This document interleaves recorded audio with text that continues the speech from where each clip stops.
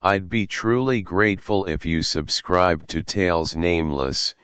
Your support means so much and inspires me to keep sharing the most chilling horror stories with you. Make sure to subscribe and stay with me until the very end of this episode. There's a little surprise waiting just for you. Chernobyl. A name etched into human history like a wound that never healed. Once a symbol of progress, now a desolate shell, cold and unnervingly quiet. They say the place died in 1986. That no one made it out. That nothing stirs anymore. Just weeds pushing through cracked concrete, and radioactive dust that never settles. But what if something still lingers, faint echoes no one dares to follow. Rooms that remain bitterly cold, even in the height of summer. Recurring dreams, of faces you've never seen. I went there. I saw it. I heard it. And what I'm about to share isn't folklore. It isn't a ghost story passed around for thrills. These are 26 captivating episodes witnessed through my own eyes, heard with my own ears, and felt deep in a fear that hasn't yet left me. In each episode, I'll take you further, one step at a time, into a truth that few are willing to face. And with each step, the ground beneath you will feel less certain. What science can't explain, and reason won't accept, we'll confront together. Are you prepared? Because from this moment on, you're not just observing a story, you're returning to the dead zone. Welcome back. I know some of you have been following this journey closely, and for that, I'm grateful. I once thought I'd never return to Pripyat. After what happened in the last episode, the strange footprints, the shadowy figure at night, the eerie audio recordings, our team agreed to call off the expedition. But I couldn't let it go. A fragment of audio, recovered from a corrupted backup, pulled me back. It came from the sealed basement of Building 503, a place none of us had ever set foot in. And most importantly, it was marked by Ilya, in his final hand-drawn map, just before he disappeared. So I came back.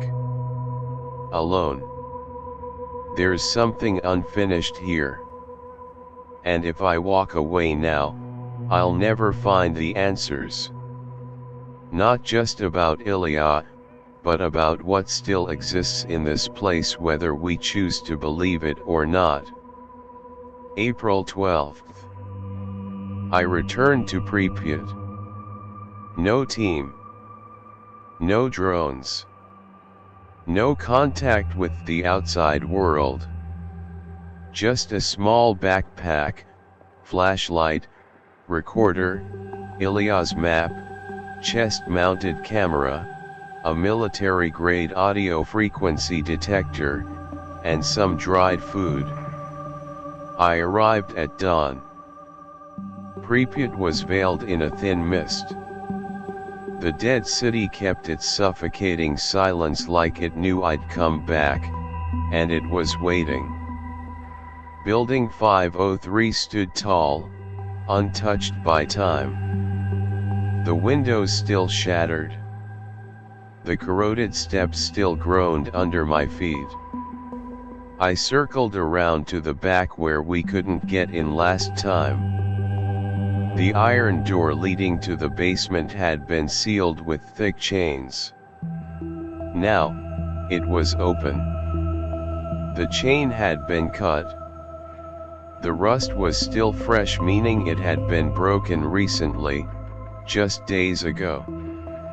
I hesitated. Someone else might have returned. Or maybe, they never left.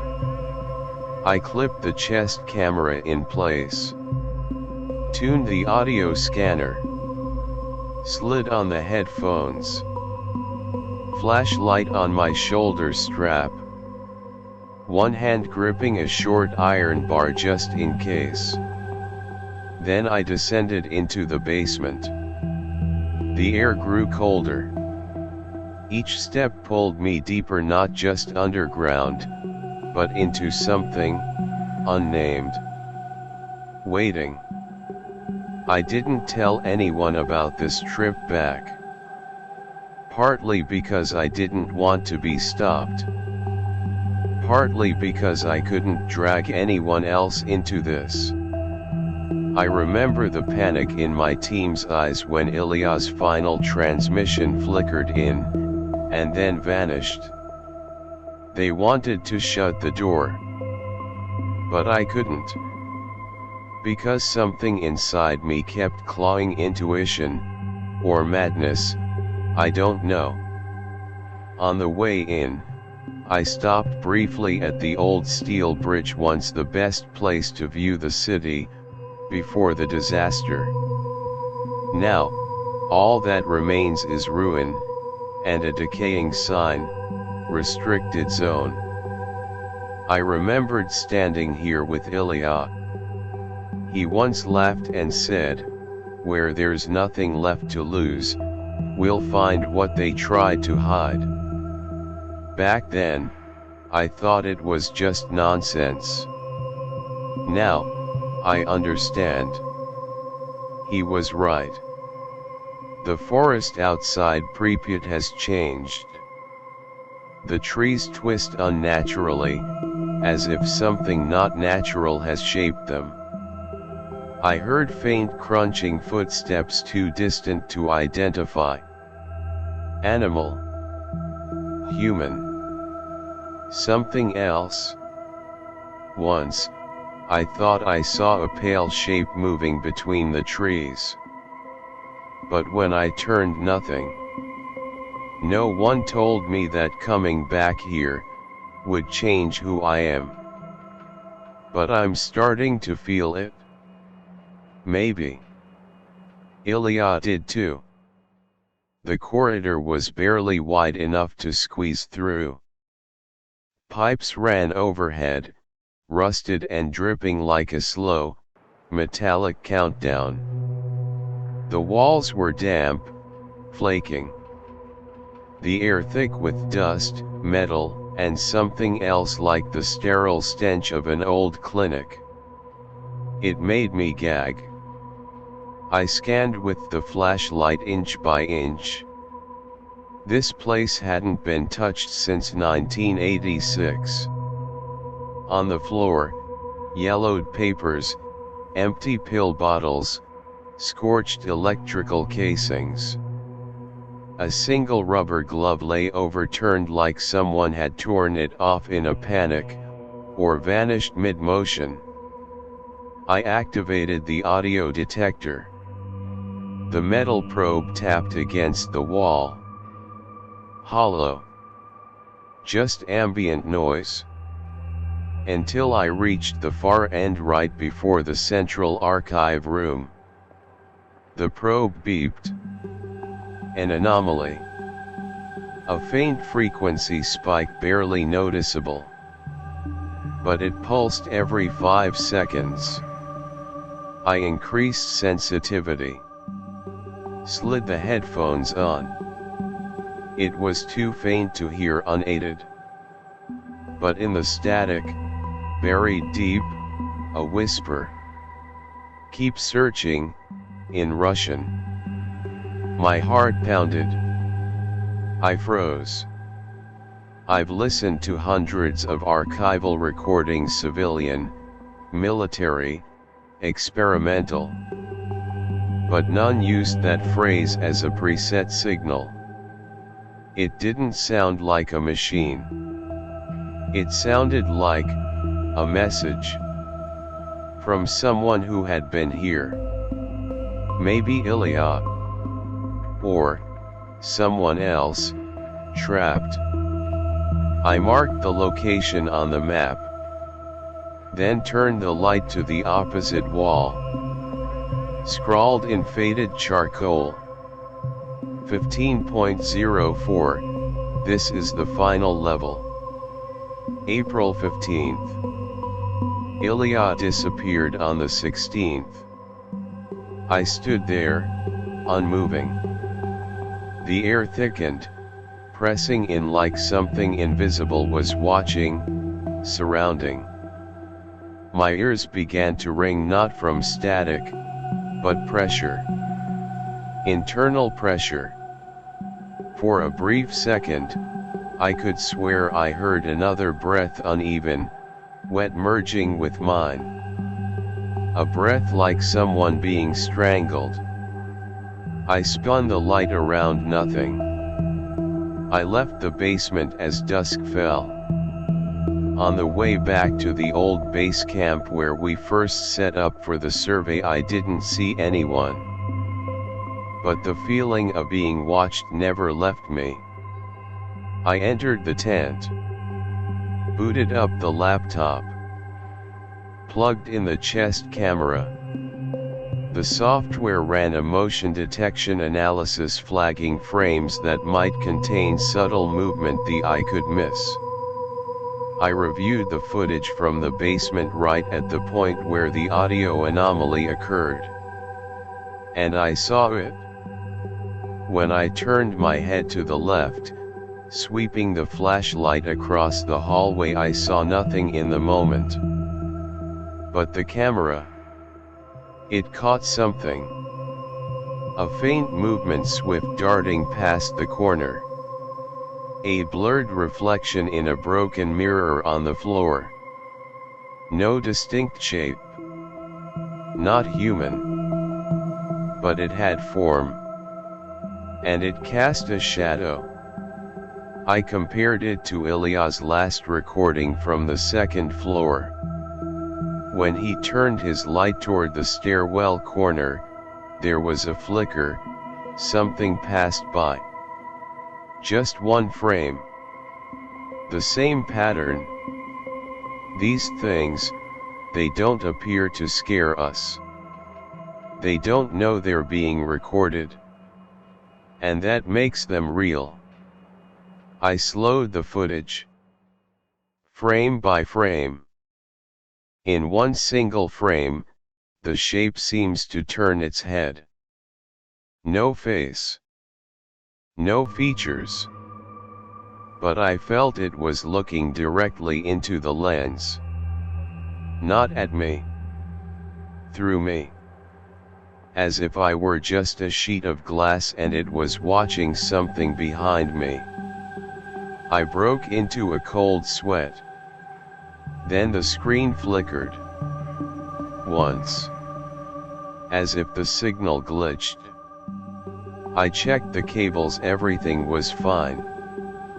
Then, a strange icon appeared in the corner.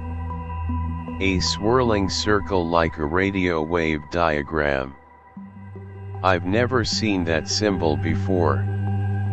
And the software doesn't even have that icon.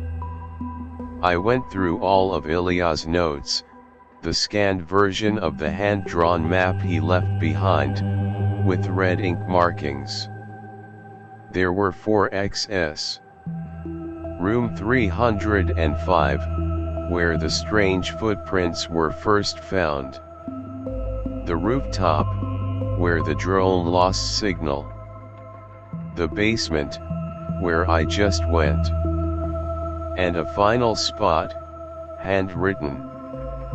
N. Northern Treeline, Bunker 1/7. I used to think it was just a rumor.